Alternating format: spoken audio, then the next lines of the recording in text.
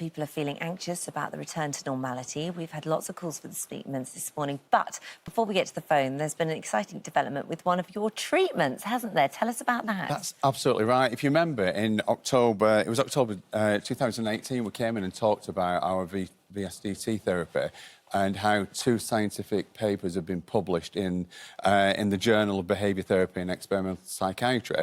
And basically, the scientific studies were our therapy versus EMDR, which is the World Health Organization go-to therapy for trauma and used in the NHS, and a controlled condition. And our therapy was deemed superior to the EMDR, and that was in the first study. We've now got a 3rd study that was published in April, confirming the same thing. Wow. So, Congratulations. So we're incredibly We could have told them that. I was going to say, we knew it all along. Yeah, it's nice to have science behind it, though. Yeah, it really is. Well done, you guys, because you worked so hard on it. We're really so proud and so happy because, obviously, all we ever wanted to do was to get our therapy to the NHS and to the MOD so that more people can benefit from it. Yeah. Well, let's see if we can have someone benefit from it now, because we've got Maria. Hi, Maria. Hiya. Hi there. Right, Morning. how can the Speakmans help? Well, obviously I run for public health and I'm feeling a bit anxious to reopen the pub.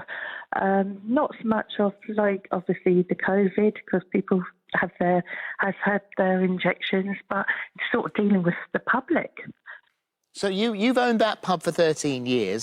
You say it's not so much the virus, but you should be opening on the May the 17th. But you're worried about your customers' behaviour. Found it so draining trying to enforce the rules last time, and so she wants to feel calmer about reopening. Right, Maria, the thing is here that, firstly, we very quickly adapt and forget, and I think we've all been in that situation.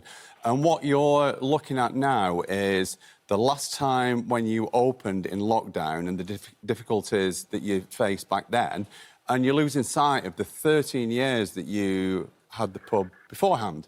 And it's easy to look at what went wrong the last time, but what we need to consider is that if you focus on the 13 years that you had beforehand and why you wanted to be a publican in the first place. Yeah, and also on top of that, you know, everybody's responsible for their own safety. So put signs up, make it very clear. You don't have to get into any confrontation, because you can actually say, you know, this is what we need you to abide by when you're serving a drink. Say to people, listen, you know what? So grateful to you. Thank you so much for following the rules, because it means that we can be open. And just maybe make it a positive as opposed to a negative, so that people will behave better because you're praising them. Yeah.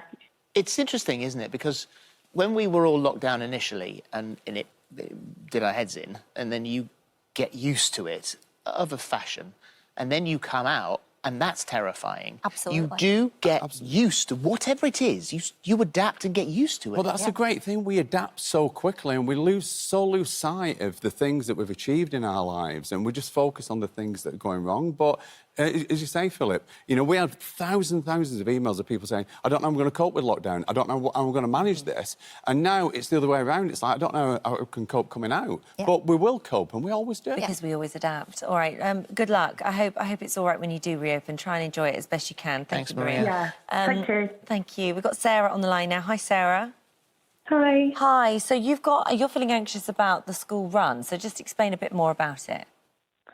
So I've always struggled with anxiety and panic, but it had been pretty controlled up until the pandemic. And then I got sick with COVID at Christmas, but before I knew that's what I had a panic attack when I wasn't feeling well in public, and I collapsed.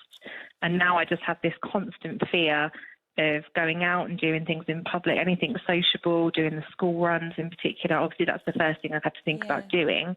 And I'm just really struggling. I'm in this constant state of fear and anxiety. Are you worried that you're going to have another panic attack when you're around people again? Is that the fear, that you're going to... Right. Yeah, that I'm going to get in this state of panic again and collapse and just make a complete fool of myself. And I'm in this constant panic from the second I wake up in the morning to the minute I go to bed at night.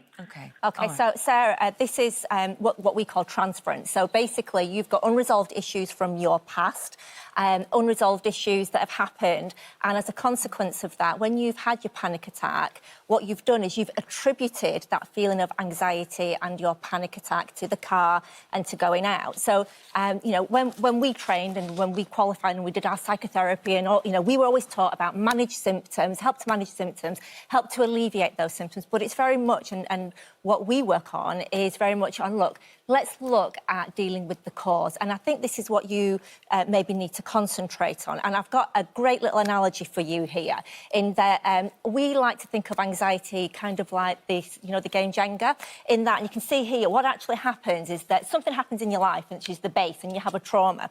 And then as that trauma happens, what we then do is we build things on it. So every time that you have a reaction, in your case within the car, you put another block on it. And then you have another reaction at school, so you put another block on it. And what actually happens, every time you have a reaction, every time that you feel bad, what you do is you start to build up this anxiety. So what you can do is you can have therapy, and you can slowly sort of deal with certain things and move little bits out of this with therapy. However, and that does work, because enough therapy over a period of time, eventually it will topple over. However, if you start to look for the cause of your anxiety, the origin of it, what actually happens is you take that foundation away and the whole thing will fall over. So how do you find the origin of your anxiety? You need to do a timeline, which kind of looks like this.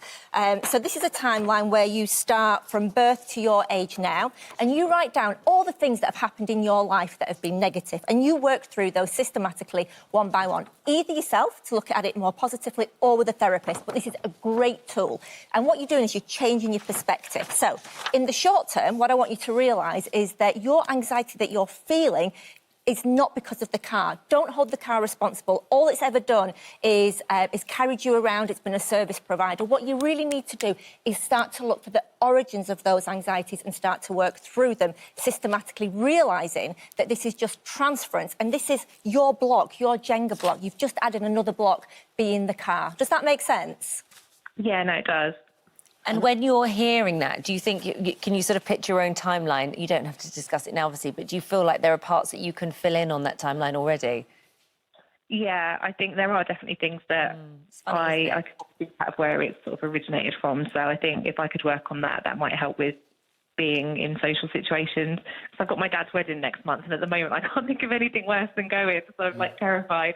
But when you accept and realise, actually, and understanding is part of it, and this, you know, this is like with COVID, why we've all been so frightened, or we were, because we didn't understand it, but now we're starting to understand it, then we can start to feel better about it, and this is no different. So when you go out socially, what I want you to be able to say to yourself is make some sense of it and say, right, I realise that I am feeling anxious because of, and it's unfair to make my dad's wedding or going to school or the car, it's unfair of me to hold it responsible for that and to consider all the positives as opposed to the feelings and things from the past, if that makes sense. But literally, working through a timeline is amazing because it really helps to give you solid foundations. And just one last thing to consider. You said, I've always been anxious. You've not always been anxious because people aren't born with anxiety.